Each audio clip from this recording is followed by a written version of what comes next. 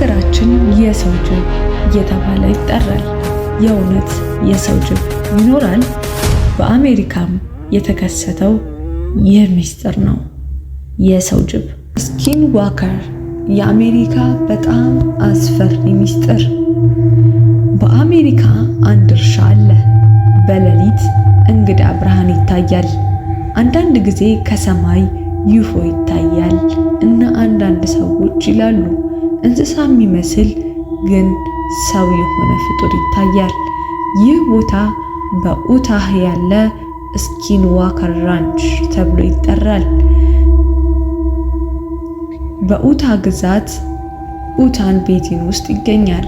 ይህ ቦታ በምድረ በዳ አካባቢ እጅግ ጸጥ ያለ፣ ሰዎች ብዙም አይኖሩበት፣ ነገር ግን ይህ እርሻ በአሜሪካ በጣም የሚያስፈራ ቦታ ተብሎ ይታወቃል። ስኪንዋከር የሚለው ቃል ከኔቲቭ አሜሪካን ታሪክ የመጣ ነው። በአካባቢው ጎሳ እንደሚሉት ሰው ነው ግን እንስሳ መሆን ይችላል። ለምሳሌ ተኩላ፣ ኩርኩር፣ ድመት መሆን ይችላል ብለው ያምናሉ። የሻማን ቤተሰብ ታሪክ በ1994 ይህን እርሻ ገዙ።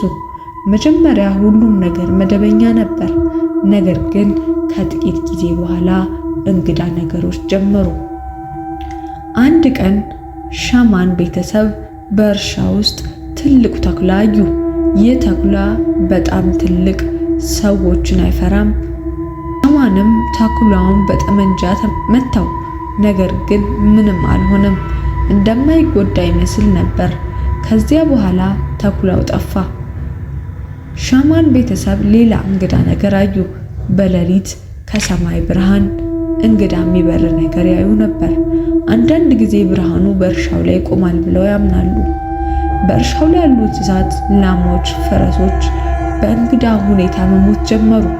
አንዳንድ ጊዜ እንስሳቱ ተቆርጠው ደም ሳይኖር ይገኙ ነበር። ይህ ነገር ሸርማን ቤተሰብ በጣም አስፈራ። ሳይንቲስቶች መጡ። ከዚያ በኋላ ይህ ታሪክ ታዋቂ ሆነ። አንድ ባለ ሀብት ሮበርት እርሻውን ገዛ። ከዚያም በኋላ ሳይንቲስቶች፣ ምርምር ባለሙያዎች ወደዛ መጡ። ነገር ግን ብዙ ነገሮችን አዩ፣ ግን ምንም መልስ አልነበረም። እስከ ዛሬ ይህ ሚስጥር ሆኖ ይቆያል። ዛሬ ስኪንዋከር ራንች ዩፎ ሚስጥር እንግዳ ፍጡሮች የሚነገርበት ቦታ ነው። አንዳንድ ሰዎች ይላሉ ሌላ ዓለም መግቢያ ወይም እንግዳ ኃይል ወይም መናፍስት ይኖራል ብለው ያምናሉ። እንግዲህ አስቡት፣ አንድ እርሻ፣ በዚያ የሚከሰቱ ዩፎ፣ እንግዳ እንስሳት፣ የማይታወቅ ኃይል። እስከ ዛሬ ሰዎች መልስ አላገኙም እና አሁን ጥያቄ አለ። ስኪንዋከርስ በእውነት ምንድን ናቸው?